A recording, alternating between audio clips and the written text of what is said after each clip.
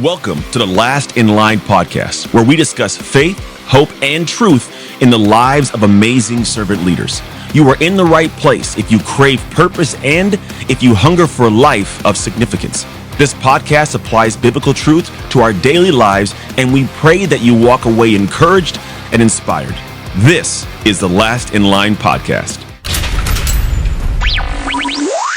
I'd like to welcome to Last in Line podcast, Mr. Brian Bogert, who is, from what many say, a heart surgeon without a blade, as he might even call himself. In fact, he is a human behavior and performance coach. He's a speaker. He's a business strategist.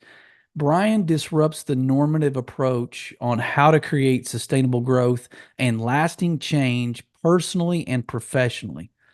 He has philosophies that are all about how to embrace pain to avoid suffering, people before profits, and who before what. Those mottos, those philosophies have helped individuals and companies discover and activate their limitless potential. Brian and his team lead with intentionality, and they're driven by their vision to impact 1 billion lives by 2045. This conversation is going to be for you if the following.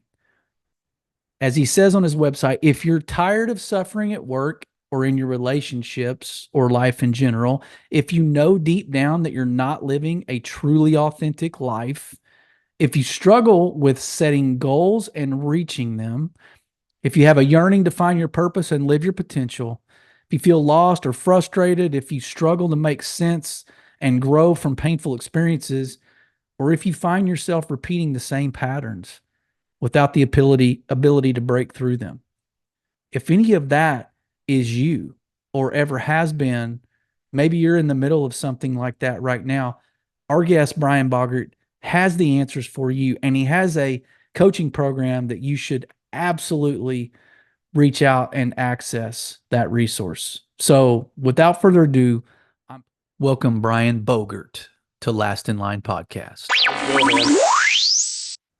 Well, Brian Bogert, since I finally got it right, welcome to Last in Line podcast, man.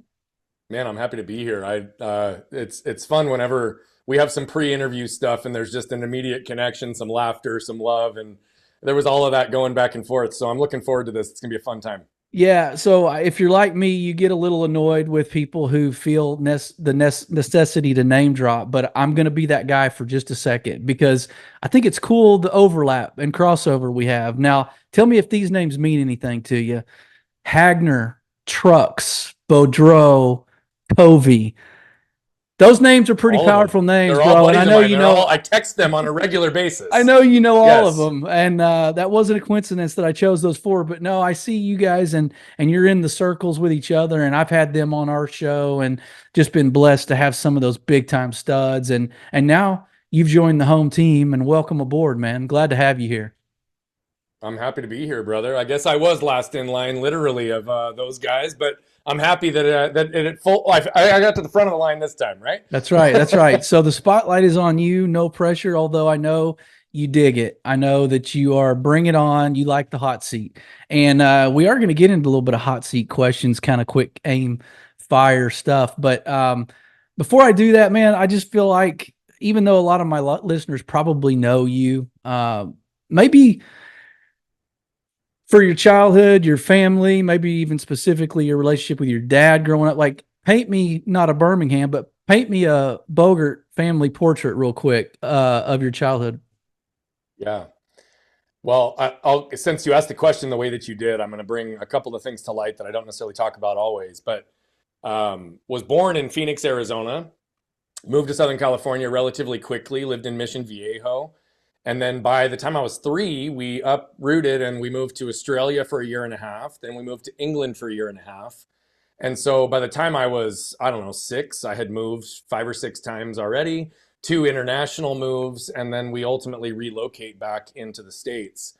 Now, when my parents bought a house in the beginning part of 1992, when we moved back, it was a project house, and we were heading to Walmart to get some supplies for ultimately completing the edging on a painting job. We went to get a 1-inch paintbrush. My mom, my brother, and I, we were there, and anybody who knows me more than about 4 seconds knows I've always had this like vigor for life, right? I've always been somebody that's had a lot of things to say, a lot of energy, and just ready to go. And so it wasn't a surprise to my brother and mom that I was the first one in the car. Man, I just wanted to get home and put that paintbrush to use. Mm-hmm. But this was back in the days before there was key fobs. So I had to wait for my mom to literally reach her hand in the purse, grab the keys, stick it in the door, turn it so that we could go on with our way. And in that time, a truck pulled up in front of the store. The driver and middle passenger got out after they parked, and then the passenger all the way to the right felt the truck moving backwards. So he scooted over to put his foot on the brake, but he ultimately hit the gas. Combination of shock and force threw him up on the steering wheel, up on the dashboard, and before you know it, he was catapulting 40 miles an hour across the parking lot right at me with no time to react. Hit our car, hit me, knocked me down, ran over me diagonally, leaving a tire track scar on my stomach and tearing my spleen, and then continuing on to completely sever my left arm from my body. And the next thing my mom hears is my brother's voice saying, "Mom, Brian's arm is over there." August 10th, 1992, 6:10 p.m., 115-degree day, and she looks up to see where he's pointing, and she sees a string of my muscle cooking like hamburger on the parking lot. Oh, come on. My arm away. Now, I pause, and I have to say that I always honor the woman that was there that day that saved my life, that it wasn't my mom, because she was critical in that process. But there was a nurse that walked out, saw the literal life and limb scenario in front of her, and I'm forever indebted to her for making that choice of going into action. I met her on the 30th anniversary of the accident 2 years ago, and I learned that she had a friend with her that day that was also a nurse that had all the same sets of training, who chose her to go on with her day. Now, I want to be really clear. There's no malintent. There's no resentment. There's no frustration. She had every right to turn her head and go on with her way. Why do I pause to slow that and on that point? Because that just shows the power of making a singular decision in a singular moment and the ripple effect it can have in not only saving one life, but impacting hundreds of thousands, if not millions more, right? And so what I'll condense in a relatively quick scenario is ultimately there was a lot of lessons that I had to extract from my life, right? But what I want everyone to hear in this is the more I've told my story, the more clear it becomes how unique my story really, really is. Mm. But it also goes to show how unique each and every one of our stories are. So regardless of the extremities of your stories, what I care most about is that you learn to pause and become aware of the lessons you can extract from your own stories, so you can become intentional in how you apply them in your life moving forward. And I know through our conversation today, John, we're going to get into different stories, ones that I formed early in life, ones that took place in my early 20s, ones that allowed me to finally break free, and also those ones that were deeply embedded that I didn't know about for years that almost cost me my family, my life, and everything and everyone I ever cared about. Wow. Right. And so there are lessons wrapped up in a whole lot of ups and downs through my story. Yeah. And that's what I just hope that each and every one of your listeners take is try to see yourself in my stories, because this isn't about me. It's about how do my stories help you tap into the collective wisdom you need to shorten your curve to learning for you. Yeah. Yeah. I mean, I knew obviously part of that, like I knew that had happened. And what I didn't realize until literally 24 hours ago, when I was listening to your podcast with Hagner a while back, that nurse apparently got a job because of the story she told about you, and then worked at that place for 25 years or something, and then finally retired. So, I mean, that's remarkable. Like to dogpile to your just gave me chills, single choice, like to make a single choice. Like how many people did she save in that job that she got because of the choice she made that day with you? Like, that's just like, I don't care who you are. If you don't believe in God, then you need to check your pulse, because that's not an accident and that's not a coincidence. And this is a faith podcast, so I don't feel bad about talking about that. Yeah. So, well, and I mean, like what you and I talked about too. I mean, I say this just for the purposes of kind of a broader perspective. Like, I don't ever want the language to get in the way of the lesson, right? So I don't care if somebody calls it God, a law, the source, the universe.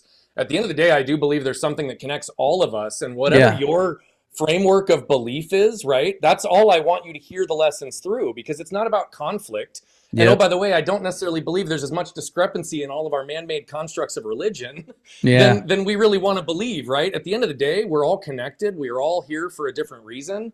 And you're right. I don't believe in coincidence. And I'm really grateful. I want to pause and just say the fact that you researched and identified that portion of the story, I got chills the whole time you were reflecting it back to me, because it's huge. When I spoke with her, that was the biggest question I asked her. Like the first thing I said was why? Like, why? why did you, and why your friend didn't? Why did you? And she said, I never even thought about it. But here's the other truth that didn't get covered in a whole variety of other conversations. She had to unpack a shitload of her own trauma. It destroyed her marriage. It caused her to have to leave the state. She like was not able to function for a period of life, and she finally had to like escape. Kind And of a so she did. PTSD. She went and she served at another children's hospital for 25 to 30 years and retired there. Gave me almost credit for it. And I was like, no. Like, Yeah. you don't retire a place 25 to 30 years later because of a story you told in your interview. Like, Yeah. that might have helped get you the job, but you kept it and earned it. Right. But what's beautiful now, man, is my choice to maintain contact with her.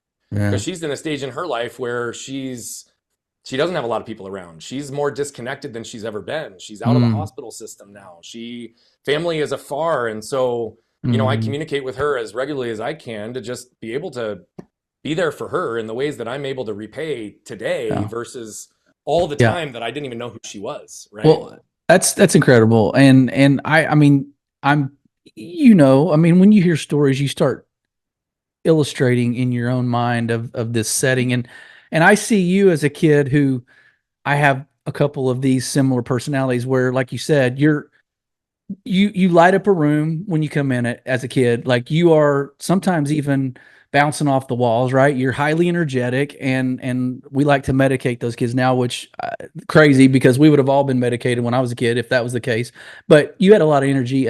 Like, what were your dreams at 5, 6, 7? I mean, I know that's early, but like, did you have like these aspirations of, I want to be a policeman, I want to be an astronaut, like I want to be a this or that? And then did that moment sort of, how did it change that, if it did? Yeah. You know, I can't tell you any specific timeline for when I know these dreams existed. I would tell you that they were pre my accident, but also post. And keep in mind, I grew up in a house with a dad that I admired all of what he was capable of in the physical labor and hard work that he was able to deploy. Right? Like, my dad was the guy that can fix and repair anything. We would rebuild things, anything that broke ever. Like, my mom didn't get a new vacuum for like 30 years in their marriage because my dad would just fix the old one every time. And she's like, stop fixing it. I want a new vacuum, right? Like, my dad he was one of those guys, and he was a labor guy, served in the Air Force. And I think as a result of that, I never really contemplated what like non-physical labor could look like, which is also really funny because he didn't exist his whole career in physical labor, but that's just what I always associated. He was in the Air Force, and I think I always wanted to be in the Air Force because I wanted to be like my dad.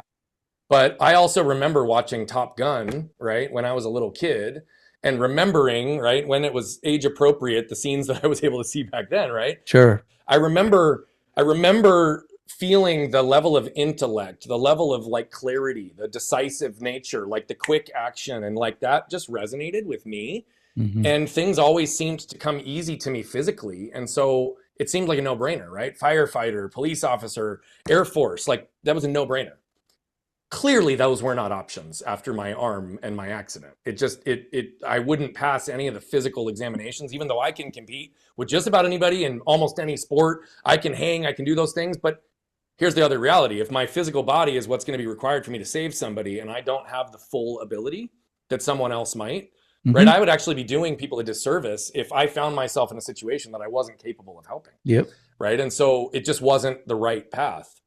What I will tell you is that it did completely shift, because there was a whole lot of things that I started to realize. You know, 2 interactions took place so frequently after my accident. And I'm going to pause, and I'm going to be a little disjointed in my flow here, because I want to say one thing before I jump to that next piece. What's interesting about my brain and PTSD and the way that we rewire stuff, I don't ever remember having 2 normal functioning arms. Ever. Fair enough. Even before my accident. And when I watch home videos of myself under the age of 7, it's like jarring, because I know it's me, but it doesn't feel like me. Wow.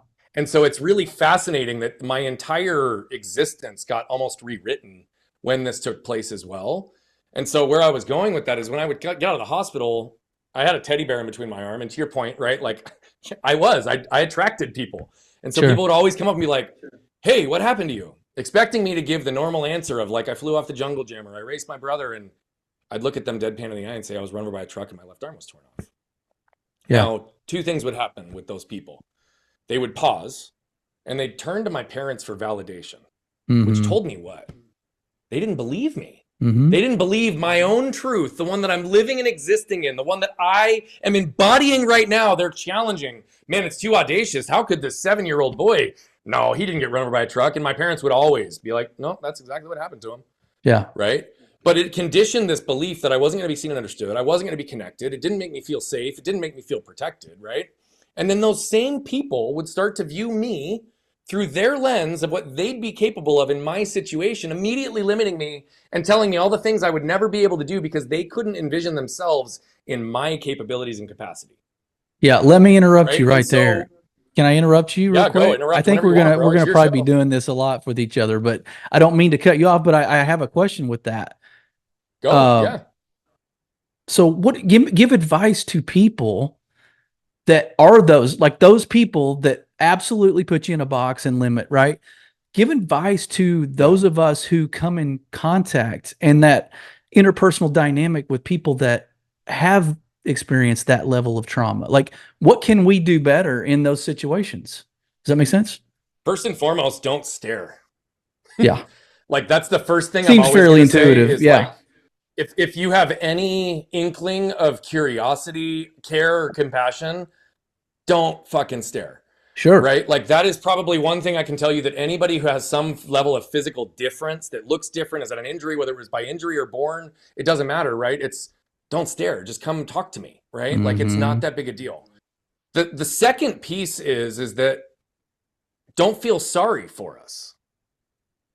Don't put your down energy on us, because that's not necessarily always our reality, right? Like, I didn't feel badly for myself very often early in the beginning. I remember that, like, why me narrative when I was in the hospital, but that got knocked out of me pretty quick. And a lot of people have to embrace this concept of, it's like, okay, well, here's where I'm at. So what can I do? What will I be able to explore?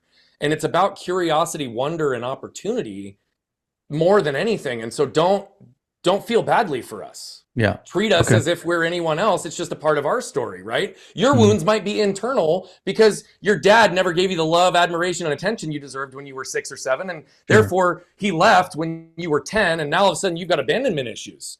You don't wear it like I wear my scars, but those cut deeper, right? And so don't assume anything. And then lastly, I would just say, if you have questions, ask them. And oh, by the way, most of us have been in a position where we've been stared at, we've been judged, criticized, and believed, or people have felt sorry for us. And here's the thing, if somebody asks me a question, rarely will it ever actually cause me to want to defend, even if the language isn't perfect, even if it's a leading question like, oh man, like, I would imagine there's a lot of things that you weren't capable of doing.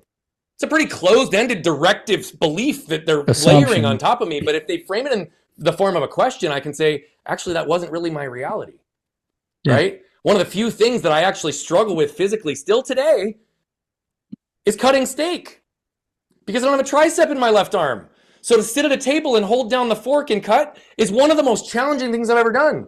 Outside of that, there's not a whole lot I can't do. I just might do it differently than you. That's crazy. And so, wow.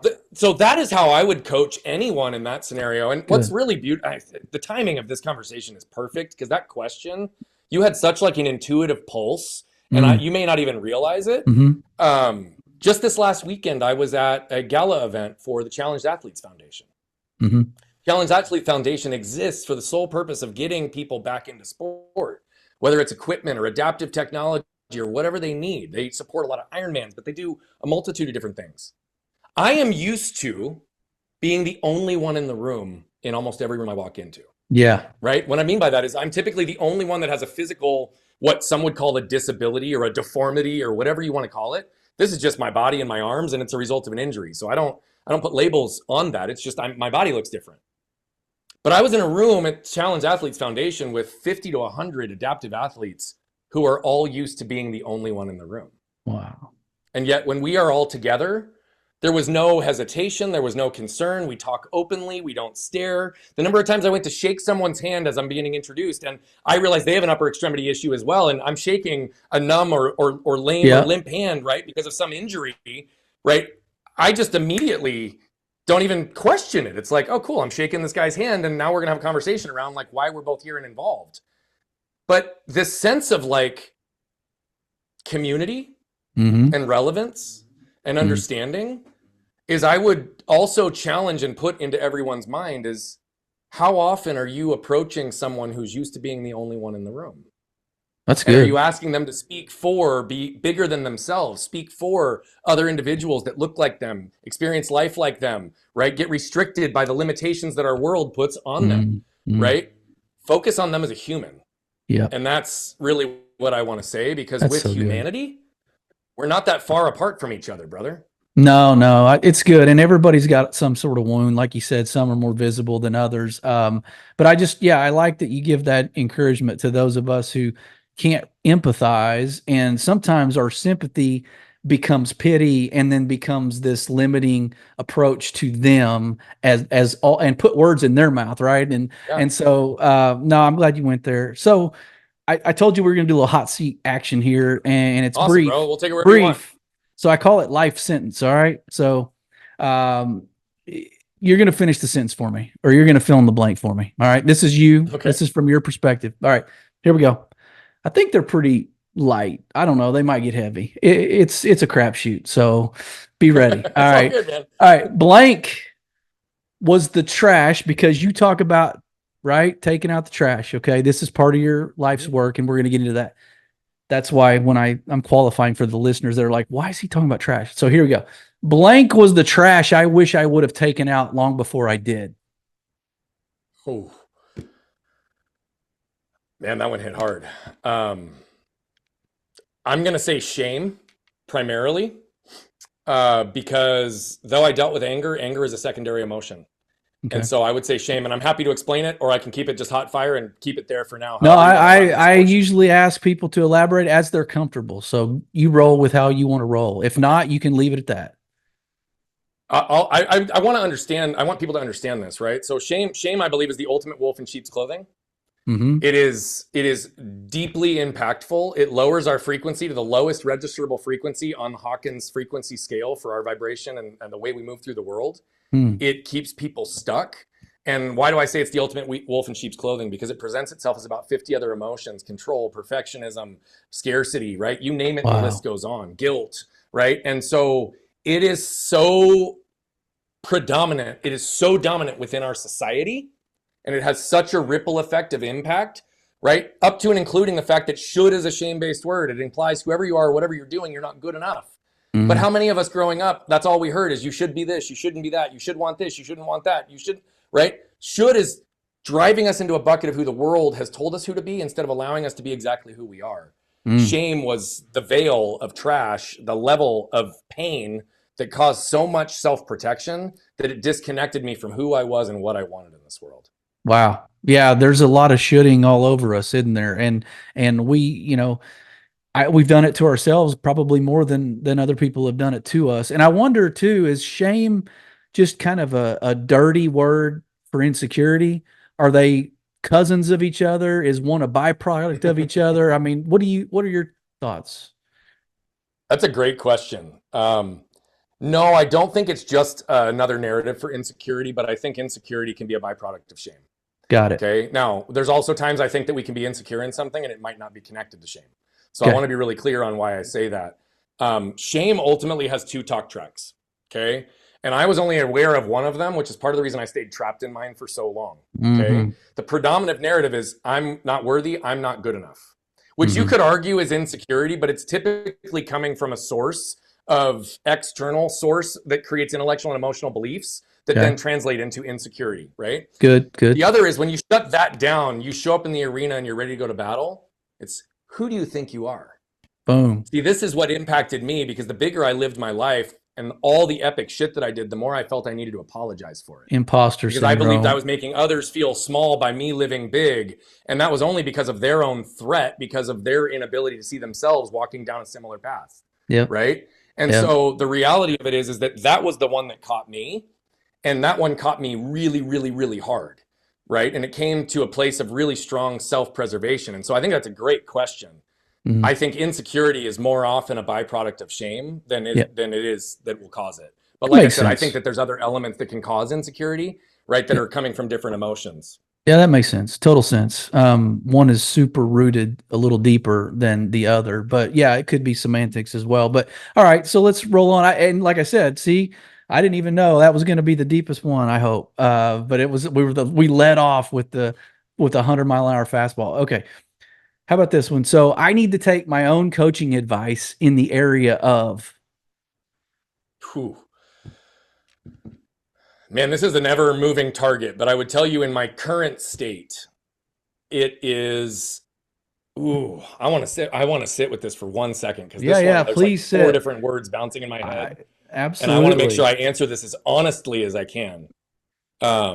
Yeah, and I'll tell the listeners while you're thinking, like I'll just explain, like we're going to go into a lot of what Brian's work is because he talks about, taking out the trash, flipping the lid is his, his podcast. And we're going to talk about getting rid of some of the baggage that may not be such good baggage. So go. Something I got caught in last week. And so I'll just say this. I got triggered really deep last week. And so the coaching advice that I would give myself is it's really my framework around if you don't feel, you don't heal.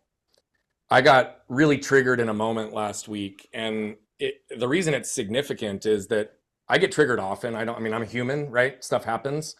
But I spend very, very little time in that state, right? I've gotten to a place where I can process it, separate from the current moment, unpack it, flip the lid and move through things in minutes and moments. So typically when I get triggered, it's almost not even notable. I got stuck for like 4 to 6 hours. And what was interesting is it was much more intellectual swirling and spinning than it was actually allowing myself to pay attention to what my feelings were pointing me towards. And it ultimately wasn't that big of a deal. It was some historical connected trash, but I was not allowing myself to feel because it's been so long since I've been stuck in my shit for longer than minutes and moments that I also shifted and got very judgmental. And so the feel to not heal, and I wasn't holding myself objectively and non-judgmentally, which is what I always say to everyone. Using our language of trash, I always say that the trash from your past is not your fault. It just becomes your responsibility. Once you become aware of it, you start burying others in yours, right? I became aware of it, but I didn't do anything about it. I just let it sit. Or it could be your fault. I mean, I guess, obviously, there's could be something that is trashy in your past that could be something that was self-inflicted, right? But it's still, schematically, I believe what you're saying still applies, correct? Yeah. More often than not, though, it's these unconscious things that are emotional triggers, behavioral patterns, and environmental conditioning that cause us to react to things that have nothing to do with what's right in front of us. Okay. So to your point, sometimes our actions might look like they're the external cause, but really our actions aren't congruent with our intent. And it's our trash that's getting in the way that causes those actions to That's true. Yeah, so that's good. Think that, yes, I could see it on both sides, but most of the time I want people to recognize that the shame, the blame, the guilt, the scarcity, the lack of worth, the embedded elements that are connected to so many of those have nothing to do with you. They're what you inherited and acquired because they're generationally patterned and ultimately absorbed in your childhood. Yep. We've all got it or a version of it. So, okay, let's do another one here. This is kind of fun. I only have 4. I may not do the last one, although I may. So if you're getting bored with these, let me know. I'm good, bro. Let's go. No, these are good conversations. This is a good conversation, but I do this with everybody, so I didn't want you to feel left out. All right, how about this? A way that I can create more personal margin in my life is presence. No hesitation. The greatest way to bend and manipulate time is to be present in every single moment. It's also the only thing fucking real in this world. And so I'll cheat a little. I took from your questions or your conversation with Brian Covey a little bit. And he talked about saying no to stuff, right? You asked him about that. And then you kind of pressed him, which I love that. You were like, no, I need to know something. So then I'll flip it on you in honor of our friend. No. What are you saying no to right now that allows you to be more present and obviously create more margin? I say no to anything that's not in alignment with me and our business trajectory that's focused around impact. And when I say me, that's all inclusive of my wife and kids, because they're the only thing binary in my world. Sure. Okay. And so what do those things look like today? I was asked to join a couple of different networking or mastermind type groups that really are not aligned right now. Mhm. Right. For example, I've been a part of the Forbes Coaches Council for, I don't know, 5 or 6 years. And I really haven't done anything active with it in the last couple of years, but I've kept it just because, right? I just got rid of that like in this last month because I'm like, it wasn't serving anything for me. It was just an expense and honestly kind of a vanity metric to show people that Forbes approves me as a qualified coach or whatever, right? Now, I Nice. don't mean to minimize it for those that are a part of it, but it was no longer in alignment for me. So I just said no to it, right? For me, it's always about understanding, is this going to be additive? Is this going to serve who I am and who I'm serving? Or is this going to be a distraction or take away? And so I almost always am asking questions to get as much clarity on that up front. I just said no to a new client that was not in alignment. And it wasn't going to be the type of structure and work because they weren't wanting to go down the same path. They wanted to try to dictate. And it's like, no, that's not how I work, right? If you're coming to me to be the guide, you're going to follow the process. And that's not about me being in control. That's just, I've coached enough high performers. I know what works. Yeah. And I'm not going to play the games on the stuff that I know doesn't, right? Yeah. So the list Yeah, could go it's good. on, man. It's My good, no dude. muscle is really strong right now. That's good. That's good. I mean, you're locked in. All right. Now I'm going to qualify this one. This is the last one. Okay. You're going to complete this sentence, but I'm going to qualify. Aside from your family, Mhm. blank is a breath of fresh air in my life. Oh. I feel extremely blessed. So I'm taking another moment on this one because I want to be intentional. Mm. And for those listening, he's got B, the letters BE written underneath the tongues of his shoes right now. So he's trying to be in the moment, not just do moments. He's trying to be in moments. I get it. Other than my family, I am going to say the broader community that I have found myself connected with.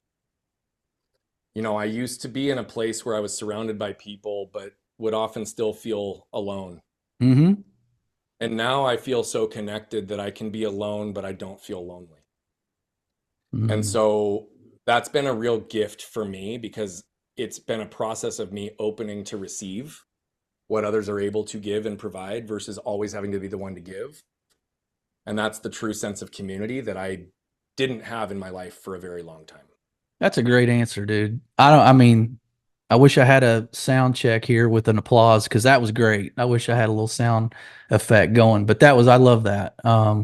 You're a very genuine dude too, I will say. I mean, I know that's a big conversation or piece for you, or it's a big kind of foundational pillar in your life to authenticity and transparency, that kind of, all those things, genuine. So, but you are, I think you're not just saying it, but you're being about it. So, I appreciate you. That's what I believe. I mean, that's what I believe. I'm grateful that people like you can recognize that and pick up on that. I mean, here's the reality, man. There's so many people out there talking and very few with anything to say. And our world is starving for authentic leadership right now because we don't know who to trust. Yep. Right. And so all I can do is try to be as vulnerable and transparent as I possibly can be in every single moment, realizing I'm not perfect. I'm not a sage from stage.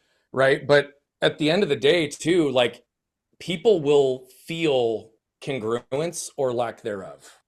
For sure. Right. For and sure. so my goal is to show up, whether I'm on a podcast conversation with you or we meet in person or we meet an event or you're listening to me on some other one or you come into our community or you see me with my family. I'm the same guy.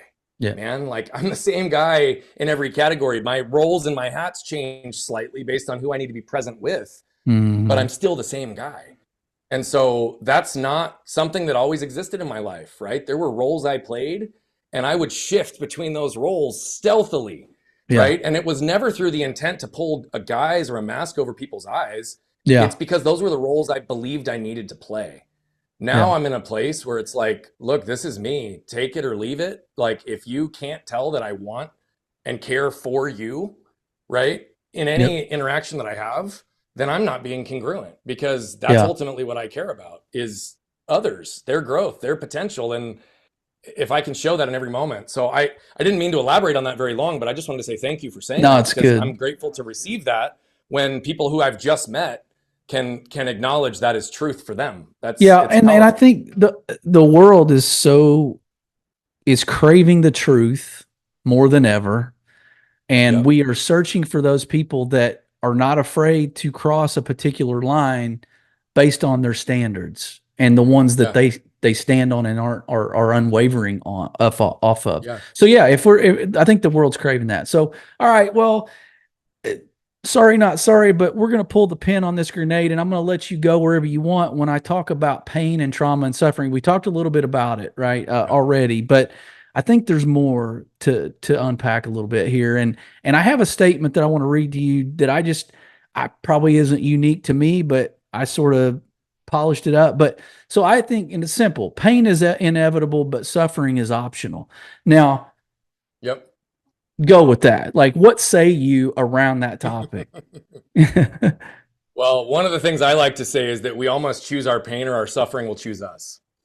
Right. And so where does that come from? That comes from one of our core philosophies on embracing pain to avoid suffering. Now, I'm going to hit on that in just a second, but let me freestyle for just a second on understanding. I think that there's really 4 key areas that we develop and experience suffering. Okay. So things that are left unsaid.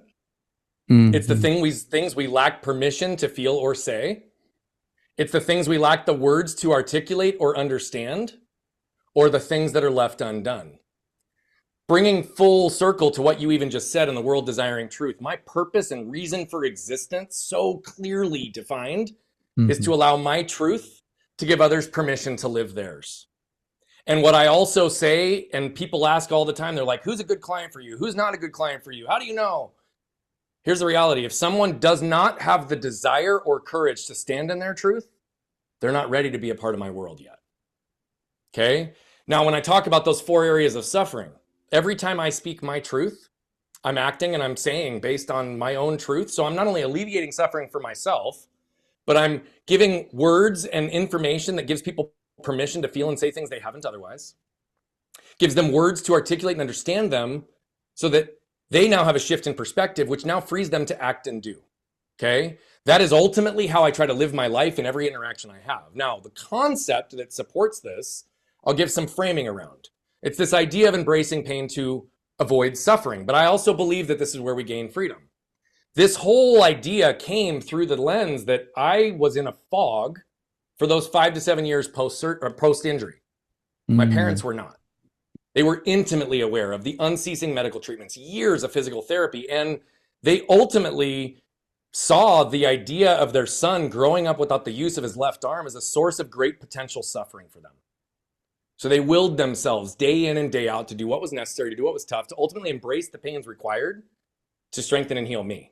So that's where this concept came from. Whether it was intentional or not, it ingrained this philosophy and way of living. Now, to understand this, we need to know what the world tells us first. And the world tells us to reduce, eliminate, or avoid pain at all costs. Shit, we see it all over the place. You mentioned it earlier with medications, right? Like, we are an over-medicated society. And I say that also with the absolute clarity that I recognize where and how medications can be an effective bridge for healing for many, many people. It's the abuse and misuse that I struggle with, right? And our attempts to numb or avoid pain, whether it's through alcohol or drugs or sex or any other medium, ultimately that's what we're trying to do, reduce, eliminate, or avoid pain, right? Makes sense, because this is a nervous system response.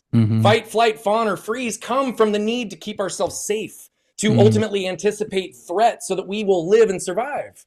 But 100 years ago, if you cut your leg, you could die. That's not our reality anymore. So it's time to update our operating systems. We need to understand what pain is defined as. Pain is defined as short-term, intermittent, a direct cause from something, and alleviated once the direct cause is removed. Then what do we do as human beings? We put adjectives in front of it to change the words, because why not mess with shit, right? And then we throw acute in front of it and chronic in front of it. Acute pain and chronic pain. Acute maintains the definition, right? But chronic inherently changes it, because it implies that it doesn't heal and that the pain persists beyond the direct cause. There's my hall pass. So let's stop calling that. Say that again, bro. There's my hall pass, right? If I call it chronic, there's my past to let it linger. Exactly, right? Yeah. But here's the thing. Let's stop calling that chronic pain and call it what it really is, suffering. Yeah. Right? The unavoidable precursor to truth, to freedom, is acceptance. Until we accept the current state of things, we cannot alter them. And so we don't like to admit it, particularly when it has to do with self-defeating patterns and choices that lead us into suffering. Yeah. But here's the concept laid out in a more logical sense for people to understand it. I'm not going to go through the framings and the pillars that are in this concept, but I'm going to give some examples.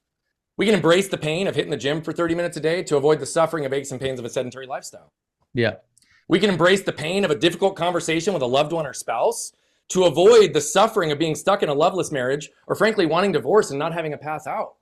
We can avoid the difficult fits our kids are sure to throw by having them put down their mobile devices at the dinner table to avoid the suffering of years of lost meaningful connection and conversation we'll never get back.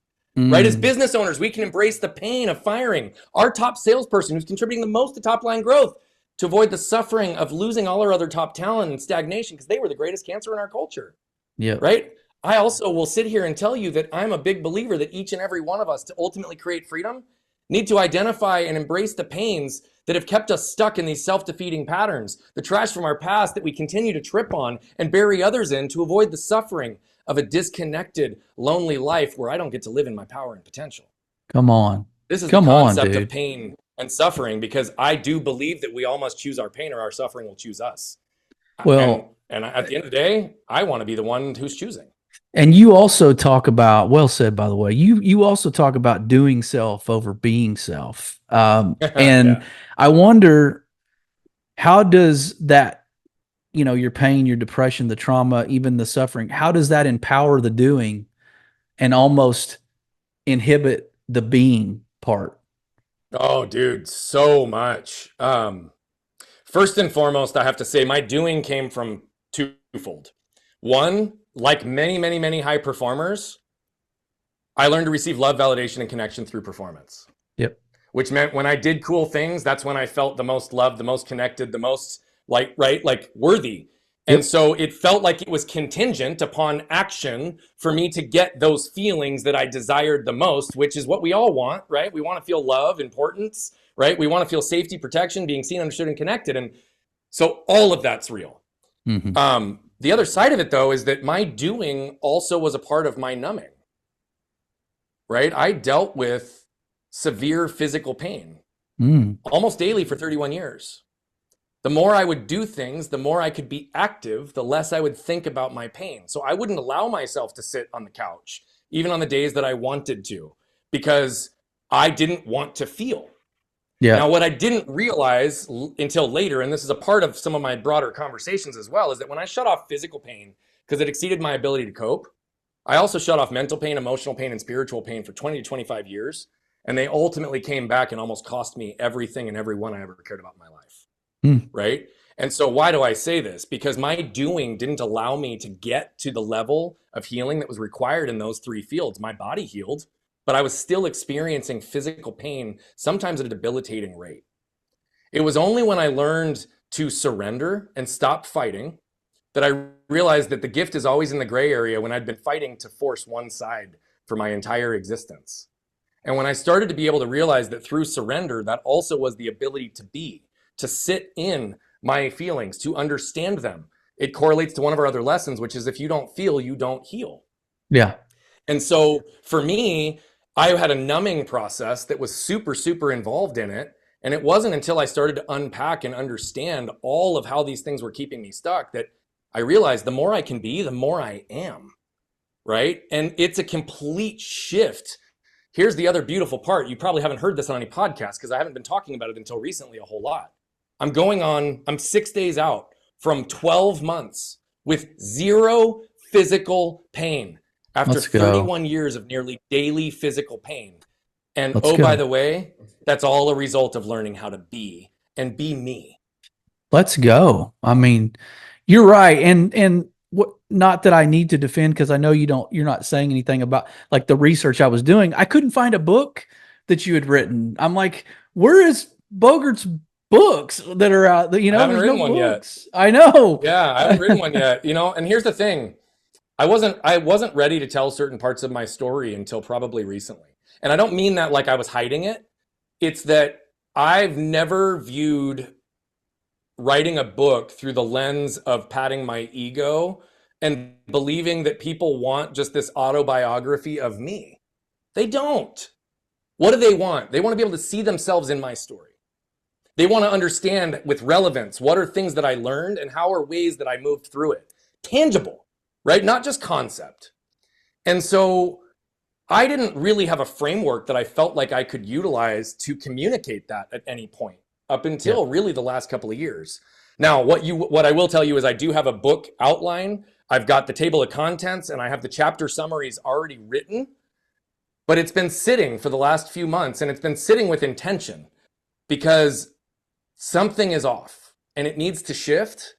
And because I haven't been able to identify what that is yet, I'm not moving forward until I can be more with it and sit with it to understand what do I need to bring into congruence so that this is the piece that will not be about me, but it'll be bigger than me, and it will have the ripple effect of impact that I desire. Because here's the other side of it, man. I say this and people are going to think I'm fucking crazy, but I have said for years I'm going to be a New York Times bestselling author, and I've never written a book. Okay. That's the level of impact that I want to go to, and here's why. It has nothing to do with vanity. I don't give a shit about being recognized that way. What that is a distribution channel that will allow more lives to be impacted by the things that I know will move the needle for them more than just about anything else they've touched. Okay. And until I know what that looks like, I'm not going to release it, because this isn't one of those times I'm going to tell myself I just need a book to have a book. You know, the number of times people tell me that, I'm like, I know. And no, I get it. And I know it wasn't my time yet. So, and I'm just a guy, but I'm going to maybe flip the script on you and be you for a second. How I can imagine you talking to someone that just said what you said. And I feel like you would be almost nudging that person to do it anyway. Like, it sounds to me like there's a little component of fear. It sounds to me like you've still got that thing that you want to be with, right? You need to process. But I almost think sometimes we can get into that, you mentioned gray area, of, well, that thing's always there. And that's sort of my, not wanting to say this badly toward you, but that can be a crutch if we let it. It can always be that thing that we're never going to be with. So what would you say if that person was your client that just said what you said about, and they've got all the skills, they've got the audience, they've got the story, they've got something that could resonate as gold with somebody out there that may never hear your voice. What do you say to your client if they said what you just said? So I'm not one of those that ever gives prescriptive, definitive, you should or shouldn't do anything. I would probably start by asking questions and understanding, right? Where is this as it relates to priorities for my initiatives and my belief and understanding with what I want to do with impact, right? I would look at what and how are there resources available to be able to deploy towards doing an effective book launch that is going to be an 18-month journey. Sure. To prepare and anticipate what does this look like to do it correctly. Yeah. I would really sit with and evaluate within the window of where I said there's a gap that doesn't feel right. What I'll tell you is, bro, there's zero fear on this. I have nothing to be afraid of. Yeah, that's right. But this is one of those that you only release your first book once, right? And I look at this and say, this is one of those that the cool part is it's my story, which means I get to determine when and how it's told. And so that would be something that I would sit with my client, though, is what is the gap? The gap for me, and I'll just be totally transparent, it's not fear. It's that there's something tangible missing. We have our pillars and we have our framework, but what's tangible and missing is some very specific targeted language that will speak to an audience that I care deeply about impacting. And though I know that I have language that lands with that audience in different mediums, through the nature of a written component, it doesn't feel right. And in the elements of what I've sat with, it doesn't land and resonate to move me. Cool. If it's not going to move me, I'm not going to fucking release it because it's not going to move other people at the level that I want it to. That's good. And so for me, this isn't there's no guard, there's no self-preservation, there's no self-protection. This is one of those times, though, that I care more about getting it right than I care about being right or being out there as an author. And so for me, I would just sit and inquire, right? If I'm talking to one of my clients, is to really evaluate all these things, because I genuinely believe the timing is always perfect when we allow it. And that doesn't mean that we don't take intentional aligned action to deliver timing. But I have given and learned enough about listening to my own level of intuition that I trust that the decision is right, that the timing isn't now. Right. And so There you what go. am I doing instead? I'm creating a whole variety of other types of resources that are in a written sense, that are Cool. accessible, free, or able to be distributed to others, that give those visual, auditory, or reading type learners some structure to access our knowledge and wisdom Yeah. in a way that maybe they wouldn't have otherwise. So Yeah. I fully received the Yep. challenge, bro. No, And in fact, I'm going to sit and ask myself the same questions I just told you I would ask myself later. yeah.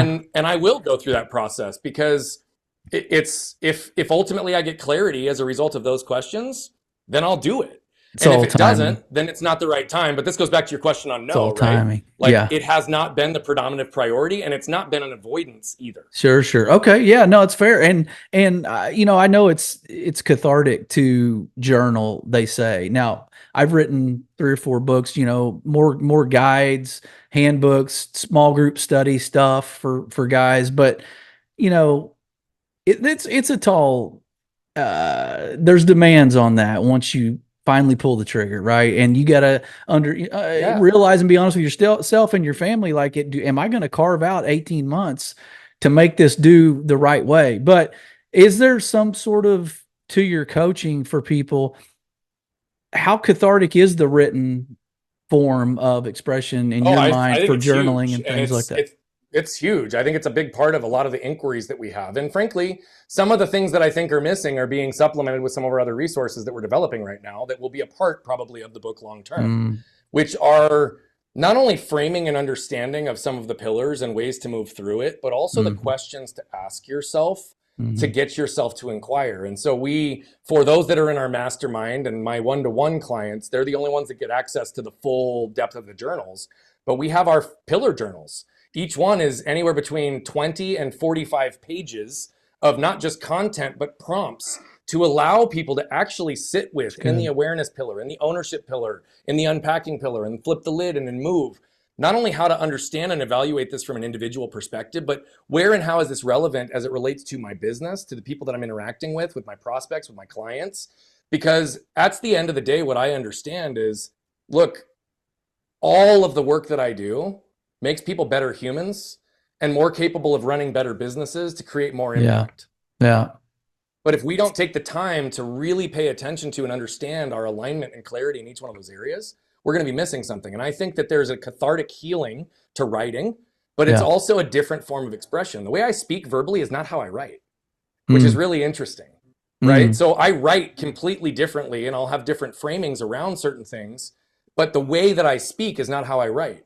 So if my speaking is so accessible, then I can hire a writing coach to help me. I could hire a ghostwriter to put it into my voice. Sure. Or I can also really challenge myself to continue to evolve that skill set to make my written word as, if not more accessible than my spoken word.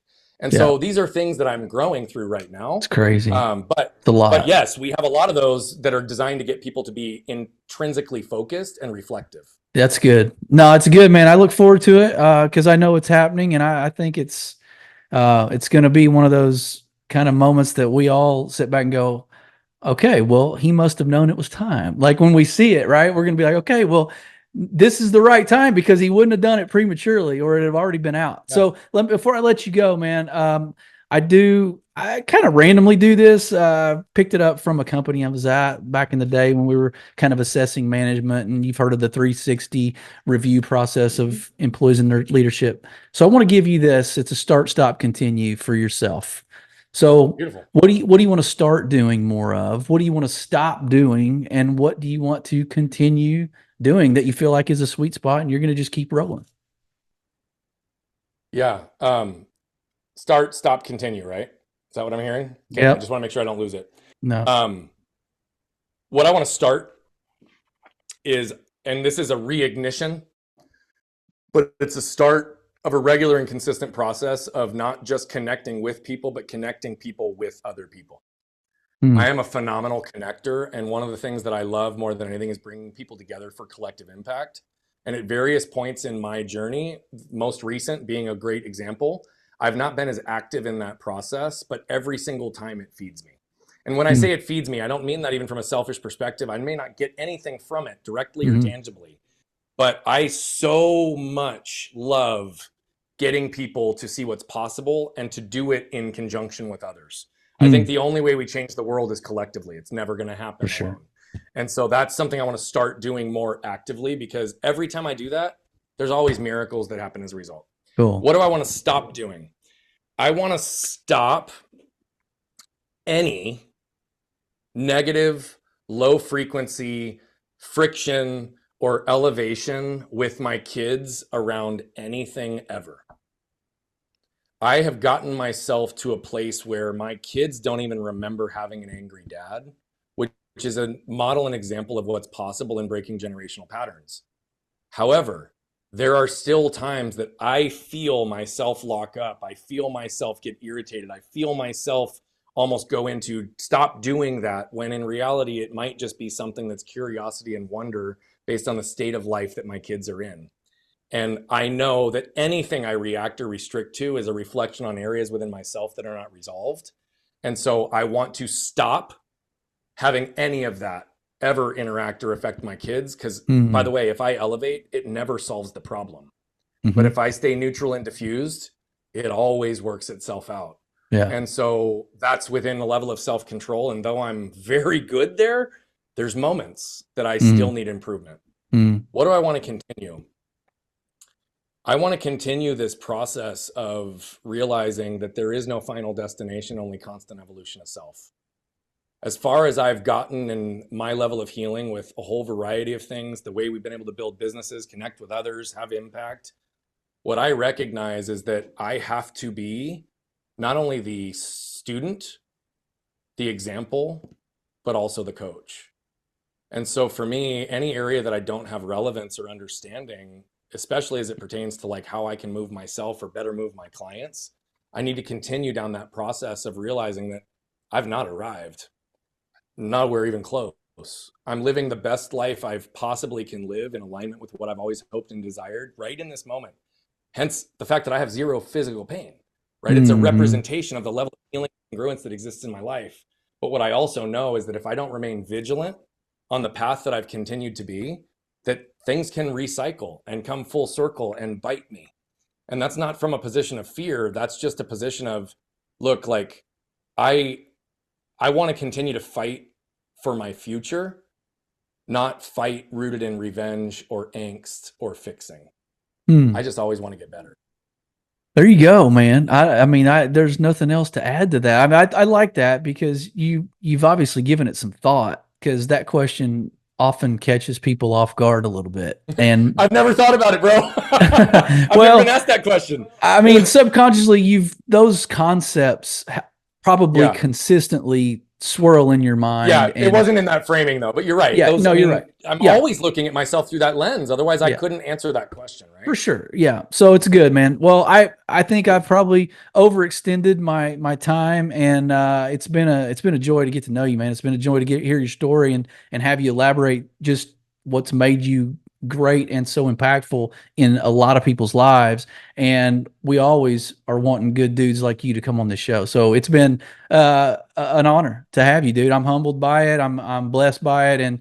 And you've been the real deal. So tell us where to find you. Tell us how to track you down and chase you and chase your resources, man. Yeah. So if you're a web person, you can go to brianbogert.com. It'll get you into pretty much everything we're doing, our communities, the different events, virtual and in person, that we run, our upcoming transformational retreat. If you want to hire me as a speaker, it's all in there. You can get access to all of that. The thing I'll call particular attention to, and you can also go to the direct domain on this, you referenced our podcast. We're normalizing conversations that need to continue to be had. And so if you're interested in consuming more knowledge and recognizing how I facilitate the conversation to get the truth out of others, go to flippingthelid.com, or you can listen to it on any major platform. And if you are a social media based person alone, I am at Bogert Brian, literally on every platform. So feel free to look me up, shoot us a DM. We love to engage with those that engage with us. And again, we've got a whole variety of free or very, very low access, low dollar resources, because it supports our mission to impact over 1 billion lives as quickly as we can. I realize 99.9% of those people are not going to pay me $1. I just want to change their lives anyway, because I believe that move people. So thanks for the opportunity to be here with you, brother. Thanks for the opportunity to promote that. And ultimately, thank you for building a platform for me to be able to come and pour good into the world. For sure. And we're happy to have you back again down the road. So with that, audience, he has been the one and only Brian Bogert. We've been last in line. Be blessed.